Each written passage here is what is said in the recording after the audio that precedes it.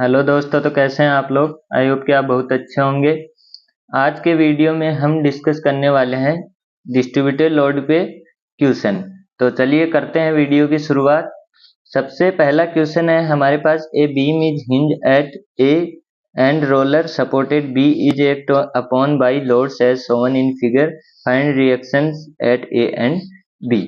तो ये कुछ इस टाइप का क्वेश्चन हमारे पास दिया हुआ है, जहाँ पे एक पॉइंट लोड लग रहा है, यहाँ पे हिंज है, यहाँ पे रोलर है, यहाँ पे डिस्ट्रीब्यूटेड फोर्स लग रहा है और यहाँ पे ट्राइंगल के रूप में डिस्ट्रीब्यूटेड फोर्स लग रहा है और इधर कुछ एंगल पे फोर्स लग रहा है। यानी कि जो चीजें अब तक, एक यहाँ पे मोमेंट भी लग रहा है, यानी कि जो चीजें अभी तक हमने पढ़ी हैं पीछे के वीडियो में, वो सारी चीजें यहाँ पे एक साथ लग रही हैं। हमने पॉइंट लोड पढ़े थे, हिंज पढ़े थे, रोलर पढ़े थे, डिस्ट्रीब्यूटेड पढ़े थे, एंगल वाले पढ़े थे और मोमेंट वाले पढ़े थे। तो पीछे की वीडियो आपने नहीं देखे हैं तो वो आपको देखने हैं, तभी ये चीजें आपको समझ में आएंगी। आप डायरेक्ट इस वीडियो को देखोगे आपको कुछ समझ में नहीं आएगा।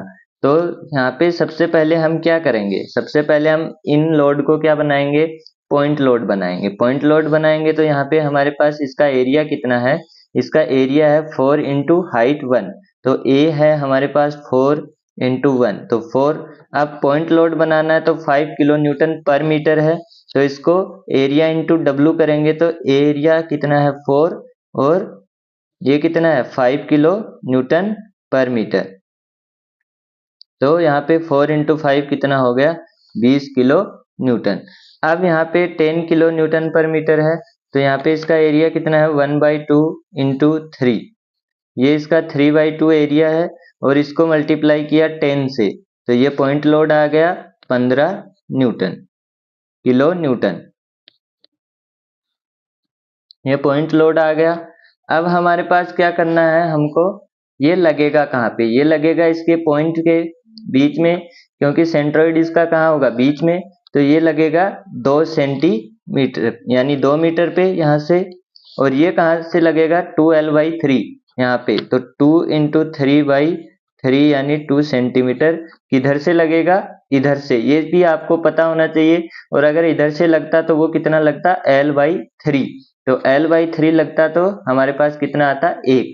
तो ये चीज याद समझ में आनी चाहिए। अब हम क्या करेंगे, इसका बीम बनाएंगे और पॉइंट लोड लगाएंगे। तो यहाँ पे ये लग रहा है हमारे पास 10 किलो न्यूटन। ये हिंज फोर्स है तो ये कितना हुआ RA, और ये कितना हुआ अक्ष से। ये यहाँ से हमारे पास दूरी है 2 मीटर। यहाँ पे हमारे पास एक फोर्स लग रहा है 25 किलो न्यूटन। यहाँ से डिस्टेंस है 2 मीटर।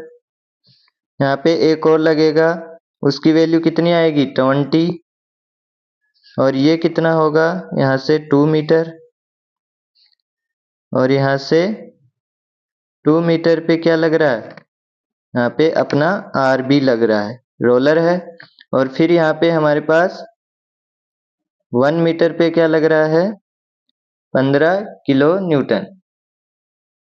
और एंड में हमारे पास क्या लग रहा है, इसके कंपोनेंट लग रहे हैं। इसके कंपोनेंट इधर क्या होगा 20 साइन 30 कोस 30, और इधर होगा 20 साइन 30, ये होगा। और ये यहाँ पे लग गया 20 साइन 30। यहाँ के डिस्टेंस होगी 2 मीटर। ये चीज इतना बनाने के बाद आपका क्वेश्चन हो गया। प्रॉब्लम कहाँ तक रहती है, यहीं तक। पहली प्रॉब्लम क्या रहती है, पॉइंट लोड नहीं बना पाते। पॉइंट लोड बनाने के लिए क्या करेंगे, एरिया इंटू उसकी जो हमको दिया हुआ है कितना न्यूटन पर मीटर है। फिर क्या करेंगे, उसकी डिस्टेंस, डिस्टेंस कैसे निकालेंगे, सेंट्रोइड से। सेंट्रोइड जहाँ होगा वहीं पे उसकी डिस्टेंस होगी। ये सब निकालने के बाद ऐसा डायग्राम अगर बन गया, अब आपका क्वेश्चन पूरा सोल्व हो गया। अब अक्ष में लगाएंगे, तो अक्ष में लगाएंगे तो अक्ष ये पॉजिटिव में है और ये नेगेटिव में है, यानी 20 कोस 30 इजिक्वल्स टू 0। तो ये कितना आ गया अक्ष से इजिक्वल्स टू, ये वैल्यू हो गई हमारे पास 20 कोस 30 क्या होता है √3/2, तो ये हो गया 10√3। Kilo Newton. किलो न्यूटन लिखना जरूरी है। अब लगाएंगे y में लगाएंगे तो RA पॉजिटिव का है, -10 नेगेटिव में, -20 नेगेटिव में, -15 नेगेटिव में, और 20 sin 30 कितना हुआ 10, तो -10 नेगेटिव में, प्लस RB पॉजिटिव में, ये 0 हो गया। अब मैंने 25 किलो न्यूटन क्यों नहीं लिखा, क्योंकि ये अगले ने क्या दे रखा है, मोमेंट दे रखा है, ये मोमेंट है, तभी इसको यहाँ पे उसने ऐसे करके दे रखा है। इसको हम फोर्स नहीं जोड़ेंगे, इसको हम मोमेंट में जोड़ेंगे, ये आपको आगे समझ में आएगा। RA plus RB equals to कितना हुआ 10, 20, 30, 40, 50 और 55 किलो न्यूटन, ये हो गया। अब हम इसका क्या लगाएंगे, मोमेंट लगाएंगे। मोमेंट लगाएंगे तो यहाँ से अगर मोमेंट देखेंगे तो इन दोनों का 0, -10 इंटू 2, -10 नीचे की तरफ ले जा रहा है, 10 इंटू 2, यहाँ पे 25 प्लस में 25। ये 25 क्यों है, क्योंकि ये इसको कहाँ ले जा रहा है, ऊपर ले जा रहा है। आप देखिए ये पेंसिल है और पेन है, इसको मैं ऐसे, ये हमारा फोर्स है, तो इसको मैं कहाँ लेके जा रहा हूँ, ऐसे ऊपर लेके जा रहा हूँ। ये हमारा मोमेंट इस तरह लग रहा है, इस तरह लग रहा है, तो ये इसको कहाँ लेके जाएगा, ऊपर लेके जाएगा। तो ये 25 हो गया।